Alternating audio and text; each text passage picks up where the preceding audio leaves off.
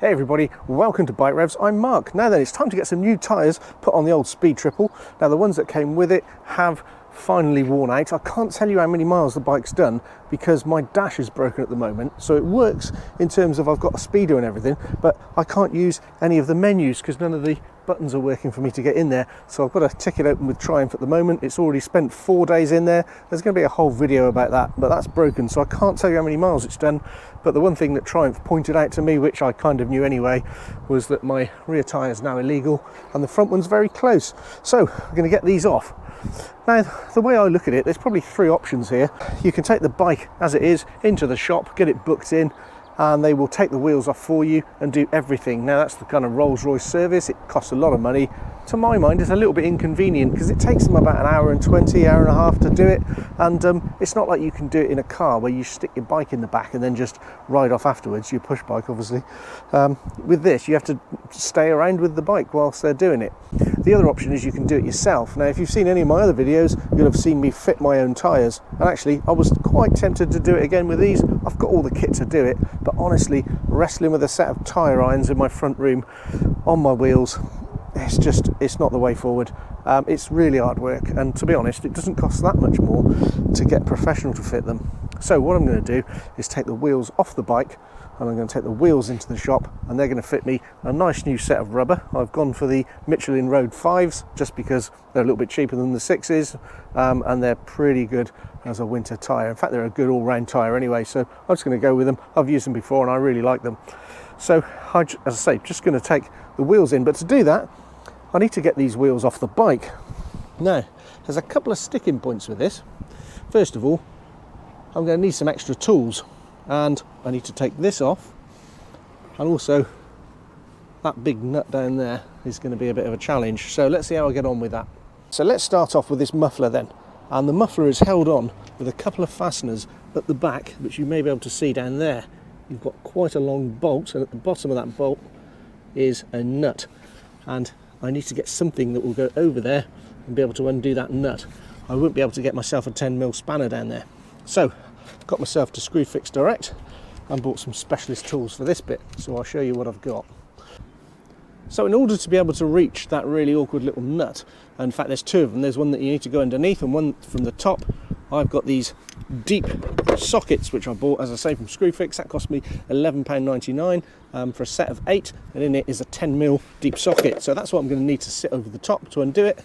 I've then got an extension bar.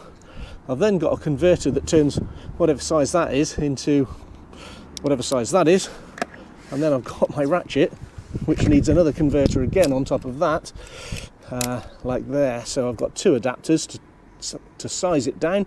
Then I've got the extension, then I've got the long socket. So let's see if I can get that on there.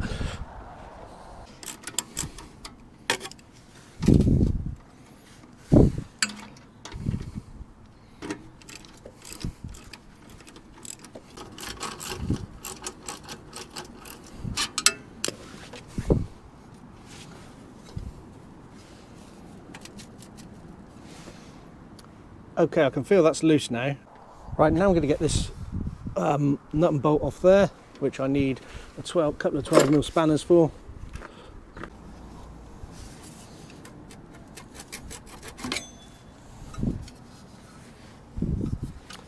And there's one muffler. So that was pretty straightforward. Actually, it's not that heavy. I've taken the one off my old Z900 and that was heavy. This isn't. So that's good, got that off. Now then.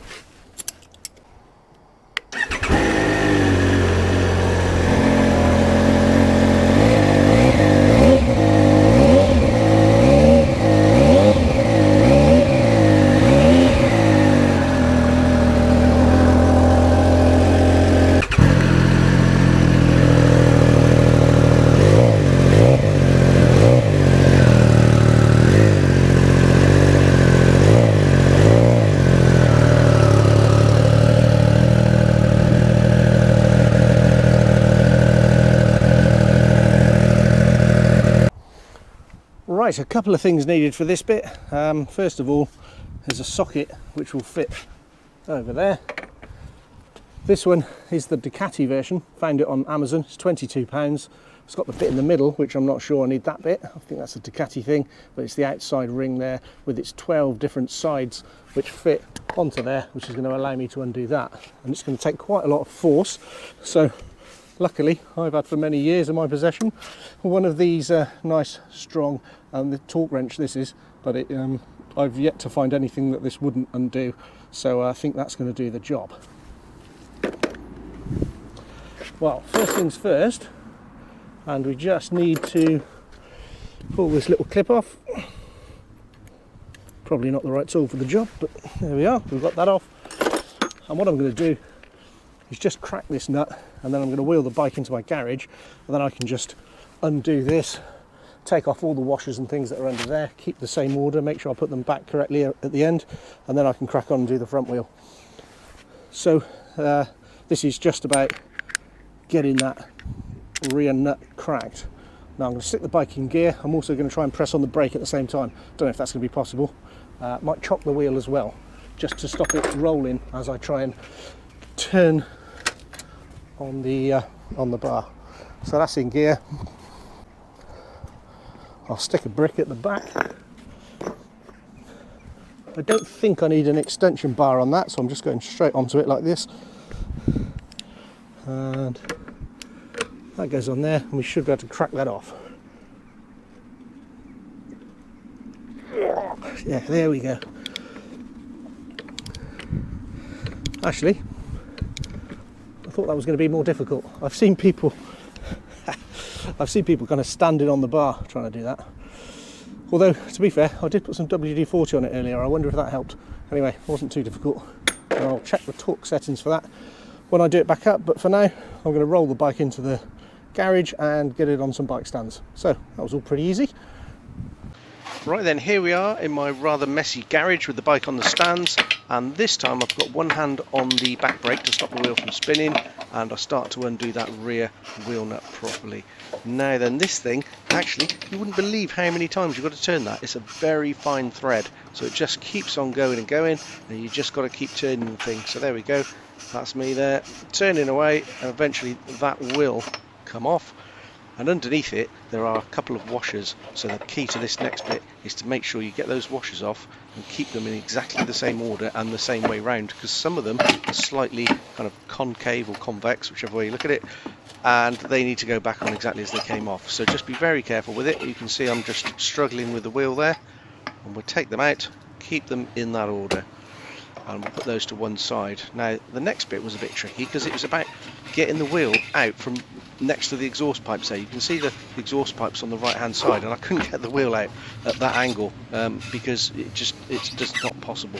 So I came around there and I started to wiggle the wheel that way, and it came out that way.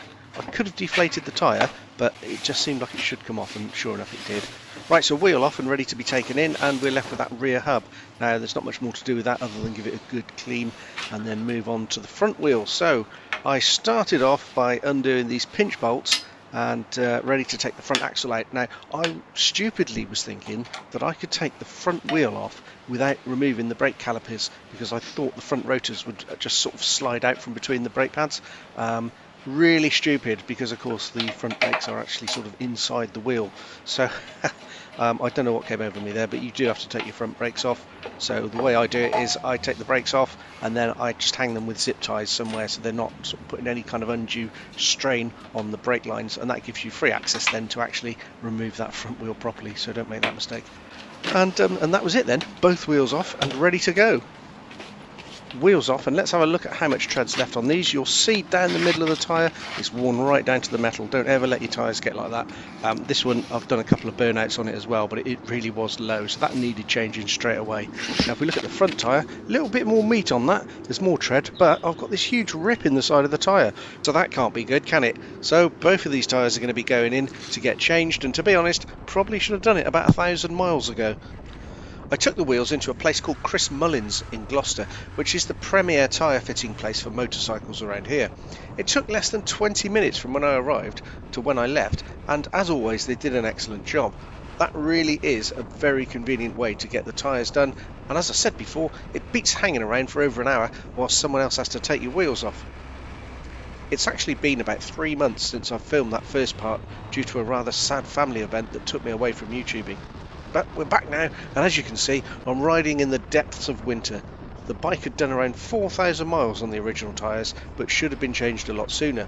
The new Road 5S's have now taken me to 5,000 miles, so let's quickly see how they've been getting on, having done around about 1,000 miles. Well, firstly, the winter here has been dreadful. Not that cold, we've had a bit of frost, but it hasn't really been cold, but it's been wet and slushy, with salt on the roads and more potholes than ever. The bike has been fantastic, and these new tyres have gripped through everything with no unplanned loss of traction anywhere. I have to confess that I've been riding as upright as possible, so I haven't really challenged the side of the tyres very much. Even so, you can see on the back and front that there's barely any wear. They look as good as new, and that means they're going to last way longer than the previous ones at a maximum of 4,000 miles. Well, that suits me. I'm very happy with them and very pleased that I took the wheels in rather than the whole bike. As ever though, if you're not confident in taking your wheels off, then please don't. Alright then, I think that's about it from yet another tyre episode. I'll be back soon, so keep your chains oiled and I'll see you then.